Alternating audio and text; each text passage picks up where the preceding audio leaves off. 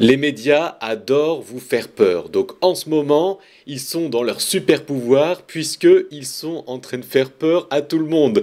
Donc soit ils vous mentent parce que la réalité est tout autre, on va le voir dans un instant, soit les influenceurs qui partagent les informations fausses des médias sont ignorants, ou les deux. Mais on va voir ça dans un instant. Je vais vous partager les 6 points qui nous laissera penser que soit nous sommes repartis dans un marché haussier d'ampleur, comme on l'a vu au Covid, gros crash puis repartir, soit au contraire, eh bien, ces 6 éléments nous laisseront penser que nous sommes repartis dans un marché baissier pendant un an de chute extrême. C'est ce qu'on va voir dans cette vidéo et avec des éléments factuels. Ce n'est pas mon avis, c'est des analyses factuelles provenant d'indicateurs tangibles. Donc, on va voir statistiquement, est-ce qu'on a plus de chances que nous sommes repartis à la hausse ou repartis à la baisse. Et à la fin de cette vidéo, je ferai une analyse graphique pour voir plus précisément qu'est-ce qui pourrait se passer en août, en septembre, en octobre et même durant toute cette année 2024 concernant la hausse ou la baisse du Bitcoin et des crypto-monnaies. Mais avant ça, si vous souhaitez découvrir une nouvelle masterclass qui peut vous permettre de vous lancer dans les crypto-monnaies dans le but que ça soit game changer dans votre vie, pour cela, vous avez accès à une nouvelle formation totalement gratuite. Donc pour y accéder, c'est simple. Cliquez sur le bouton en haut à droite de cette vidéo, cliquez sur le lien qui se trouve sous cette vidéo pour y accéder en l'espace de quelques clics. Dans cette masterclass totalement offerte, je vous donnerai ma stratégie pour investir avec succès dans les crypto-monnaies et pas au pifomètre et le secret des investisseurs, des riches investisseurs que peu de personnes connaissent. Puisqu'au final, beaucoup de riches investisseurs partagent leur stratégie d'investissement sur le net. Alors pourquoi tout le monde n'est pas riche ? Je vous pose la question. Eh bien, le secret est partagé dans cette masterclass que je vous invite à recevoir gratuitement en cliquant sur le lien en haut à droite de cette vidéo ou juste en dessous. Allez, c'est parti. Une première bonne nouvelle, alors vous verrez qu'il y aura des bonnes et des mauvaises nouvelles, donc restez bien jusqu'au bout, c'est que sur Google Trends, le mot-clé Bitcoin est hyper recherché en ce moment. Vous pouvez le voir ici à droite de l'écran, il y a un pic de recherche.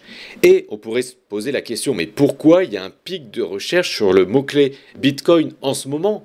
Eh bien peut-être parce que les gens sont en train de taper le mot-clé récession, vous voyez, le mot-clé récession est énormément tapé en ce moment sur Google, on peut voir un pic extrême.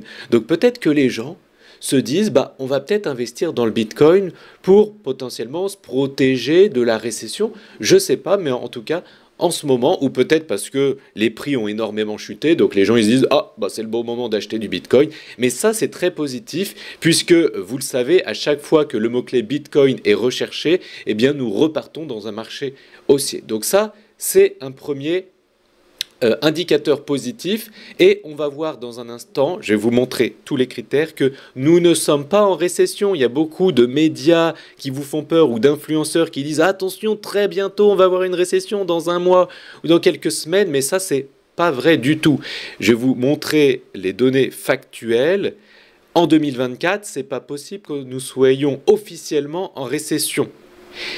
Peut-être en 2025, ouais, ça c'est possible, même il y a de fortes probabilités. Mais en 2024, pas du tout. Et on a potentiellement le temps de vivre un marché haussier avant. C'est ce qu'on va voir dans un premier temps, si on va repartir dans un marché haussier ou pas. Quand on regarde le mot-clé Memcoin, lui, vous voyez, il n'y a pas beaucoup plus de recherche qu'il y a ça quelques semaines.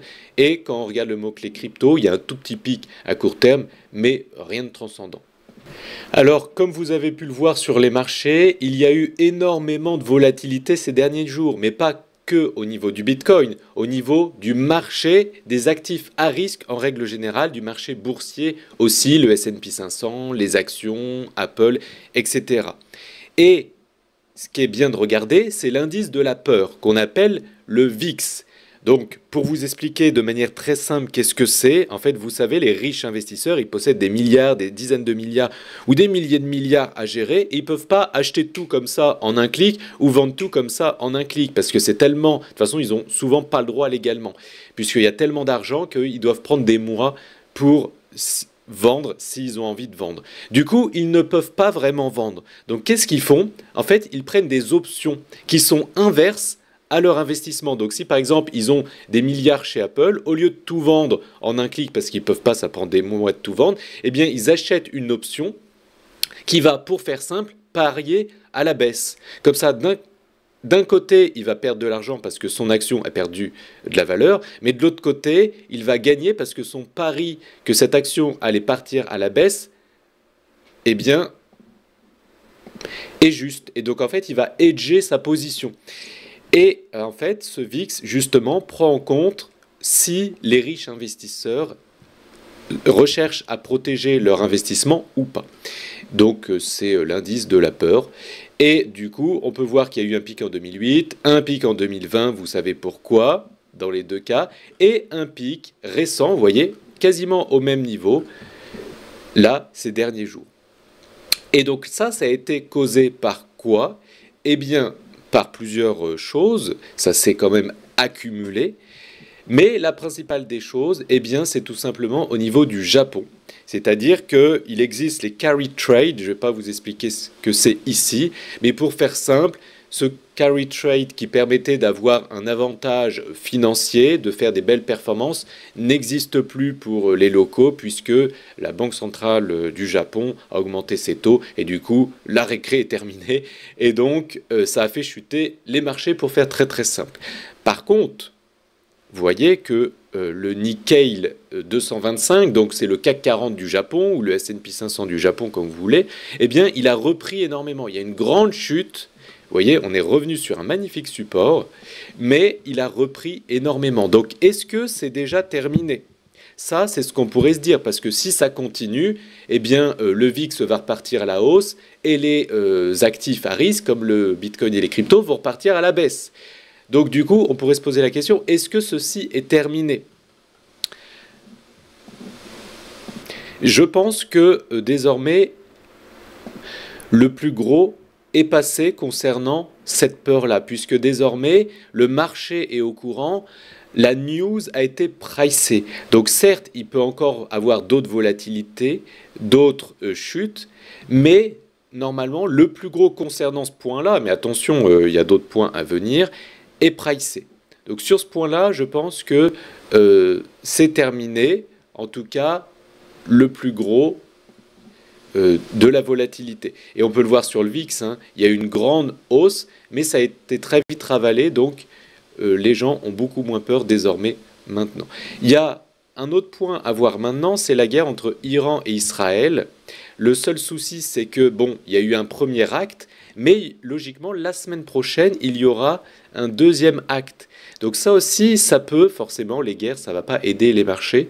Donc ça fait beaucoup de peur sur les marchés. Donc ça aussi, on verra la semaine prochaine ce qui se passe, parce qu'apparemment, il va y avoir une contre-attaque la semaine prochaine. Et là aussi, ça pourrait faire eh bien, beaucoup de volatilité sur les marchés. Et là aussi, on aura plus d'informations la semaine prochaine, si eh bien, on est reparti, ou si c'était un rebond pour rechuter.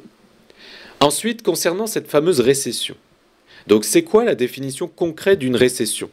Eh bien, c'est le fait que le PIB des États-Unis, en l'occurrence, soit en négatif pendant 2 trimestres consécutifs. Regardons les 2 derniers trimestres. Début 2024, plus 1,4. Deuxième trimestre 2024, plus 2,8. Donc c'est-à-dire que pour l'instant, nous avons 2 trimestres positifs. Et nous sommes loin d'avoir 2 trimestres négatifs consécutifs. Du coup, comme on l'a vu par exemple lors du Covid, etc. Du coup, pour l'instant, si on veut espérer une récession officielle, eh bien ça serait forcément, ça peut que être en janvier 2025.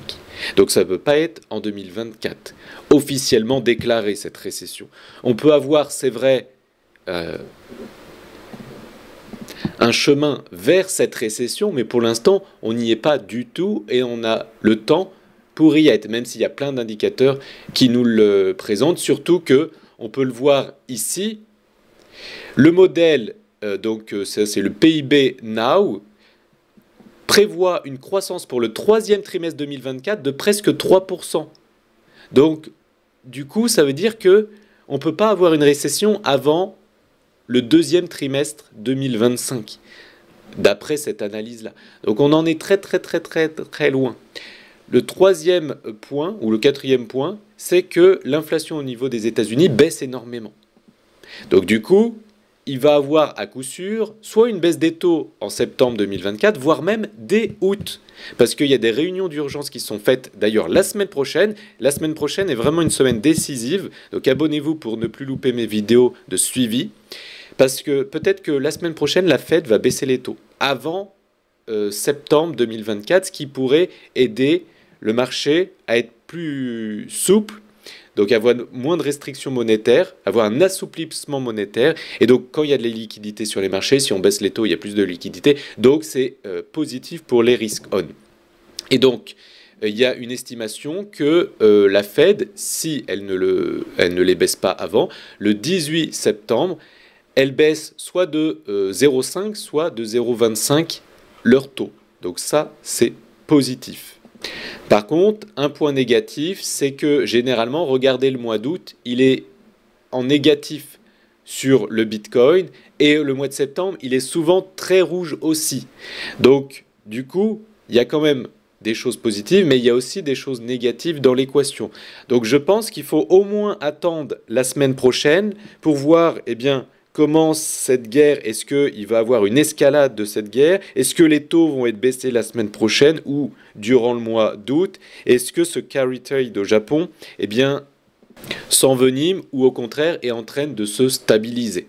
Donc la semaine prochaine est vraiment décisive selon moi, voire même tout le mois d'août. Ensuite, petit point négatif, c'est qu'il y a eu énormément de ventes de Bitcoin par l'intermédiaire des ETF Bitcoin Spot. Donc ça, c'est pas génial. On peut voir qu'il y a eu plus de 200 millions de dollars de volume le 2 août, et énormément aussi le 5 et le 6 août. Donc ça, forcément, ça aide à faire baisser le Bitcoin là aussi. On voit qu'il y a eu énormément de volume, donc ça c'est bien, ça met de l'argent dans les caisses de BlackRock. Peut-être qu'ils vont utiliser cet argent pour faire de la pub et pour qu'il y ait des investissements dans cet actif.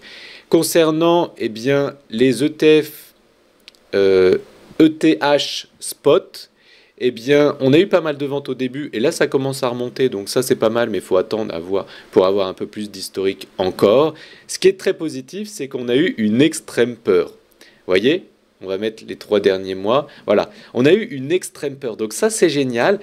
Si on repart dans un marché haussier, on va le voir dans un instant, restez bien jusqu'au bout, eh bien ça pourrait faire l'un des marchés haussiers les plus hauts avant qu'il y ait cette récession. On peut vivre un marché haussier d'ampleur, parce que vous le savez, quand il y a une récession, tout crache. Mais on a le temps avant de vivre, je pense, un marché haussier d'ampleur. On va affiner ça dans un instant, restez bien jusqu'au bout.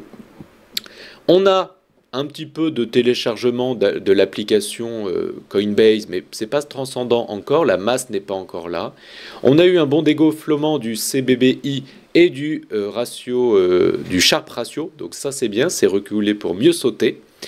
On a pas trop de longues, 58% de longues, 41% de short, donc ça c'est bien, c'est à peu près équilibré, c'est ce qu'il faut si on veut repartir à la hausse. Regardez. La liquidation, la map de liquidation. On voit qu'il y a énormément d'argent à aller chercher ici aux 61 000 $. Et puis, il y a un gap CME qui est allé chercher aussi aux 62 600 $, comme vous pouvez le voir ici, qui est à 80% du temps comblé. Donc là, il y a de fortes probabilités qu'on ait un beau rebond dans les jours à venir, sauf si la semaine prochaine, il y a des catastrophes qui se passent. Donc il faut faire attention à ça. Je vais analyser le Bitcoin dans un instant. Là, c'est magnifique. On voit que du bleu. Tout le monde short. Donc généralement, quand tout le monde short, ça part à la hausse. Donc là, c'est positif. Regardez par rapport à ce qu'on a vécu en mars 2024, quand je disais que on était vraiment en surchauffe et que ça allait péter sûrement à la baisse. Vous voyez, on est pile à l'opposé en ce moment. Donc il y a de bonnes probabilités que ça reparte à la hausse. Mais attention, je vais faire mon analyse maintenant. Je ne sais pas si vous vous souvenez, je vous avais dit, en fait, la différence entre bull market et bear market, c'est les 50 000 $. Je vous avais fait ça. 50 000 $, ici c'est bull market continu, Ici, c'est bear market. Voilà. Donc du coup, là, comme par hasard, nous avons rebondi sur les 50 000 $. Donc nous sommes toujours dans un marché haussier. Officiellement, nous sommes toujours dans une marche durant la hausse. Surtout que nous avons rebondi sur des endroits qui sont magnifiques en tant que support. Nous avons cette trendline ici en violette. Vous voyez, on est très proche de la toucher. Donc ça, c'est très très bien. On avait ce magnifique support aux 50 000 $ et vous voyez le bas de ce drapeau qui a de bonnes chances normalement, statistiquement parlant, pas à 100% de chance, mais à 80% de chance d'être cassé vers le haut. Vous voyez, un drapeau c'est ça, touk touk touk, et ensuite normalement on repart, et on repart, on prend cette hauteur-là, et normalement cette hauteur c'est l'objectif. Vous voyez, à peu près les 120 000 $, ça serait l'objectif. Si on sort par le haut, si on casse les 72 000 durablement, les 120 000 $, ça serait l'objectif à la cassure de ce drapeau. Donc vous voyez, on a une grosse chute, il y a de ça quelques jours. D'ailleurs, dans mon club privé, on a acheté dans ces eaux-là, on a acheté de l'Ethereum à 2300 et du BNB à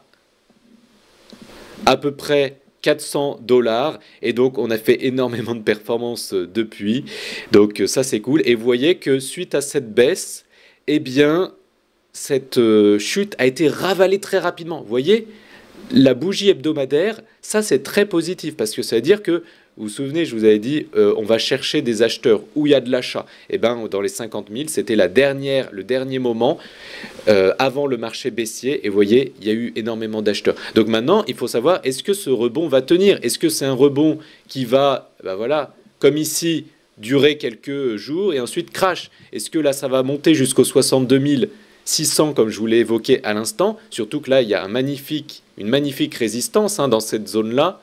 Vous voyez, ici, il y a une résistance, et ici aussi, il y a une résistance, voilà, dans ces eaux-là. Donc peut-être qu'on pourrait monter dans ces eaux-là, entre 61 000 et 63 000 $, puis ensuite cracher plus fortement, et ensuite peut-être repartir, je ne sais pas. D'ailleurs, comme ça, on irait retourner cette ligne de tendance, ici, cette trendline violette que je vous montrais à l'instant. Peut-être qu'on pourrait faire ça. Par contre, je pense que si on repart durablement sous les 50 000 $, c'est-à-dire plus de 7 jours, et qu'on casse en plus cette ligne violette, eh bien là, on est reparti dans un marché baissier, direction les 25 000 $, selon moi, parce que les 25 000 $, eh bien, il y a un magnifique support ici dans cette zone-là. Donc, suivez bien mes vidéos la semaine prochaine et les semaines à venir, puisque ça va être très passionnant. Je vais vous suivre ça chaque semaine, quasiment. Et pour info, j'ai parlé du club privé dans un instant, dans lequel je partage tout ce que je fais au quotidien. Donc tous les jours, je suis là. Je partage mes achats, mes ventes, mes crypto-pépites, tout au quotidien. Et moi, je suis investisseur dans les cryptos depuis 2016, donc ça fait plus de 7 ans. Donc maintenant, c'est mon 3e bull run. Donc maintenant, je sais plus ou moins ce qui se passe. Donc si vous êtes intéressé, vous avez le lien sous cette vidéo, en plus de cette formation offerte. Et ce que j'aime bien regarder, c'est le Bitcoin comparé à l'or. Et vous voyez que, eh bien, il tient ce triangle ascendant, qui a plus de chances de casser vers le haut que vers le bas, depuis, eh bien, vous voyez, août 2022, donc ça fait pile 2 ans. Et donc normalement, vous voyez, on est pile en bas de ce canal, donc normalement, il est cassé à la hausse. Donc ça, c'est positif.